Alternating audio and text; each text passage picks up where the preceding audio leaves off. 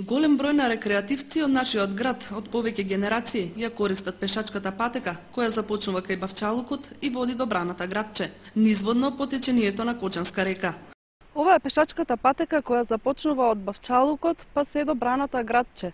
Таа се движи по левата страна на Кочанска река. И во овие зимски денови пешачката патека е интересна дестинација за рекреација и спортување, но и за прошетка во текот на целиот ден. За рекреација, убаво направена. Па обично наутро. Да не забравяме да одеме чистија воздух, убав и амбиент. Па претежно одеме сами. По некој пат ни се придружуват и други. Има многу кои се бават со пешачење и рекреација. Затоа што претежно знаеме дека е корисно за здравјето. Мислам дека со овој темпо како почна, дека ќе го направат поубаво и амбиентот е поубав, природата.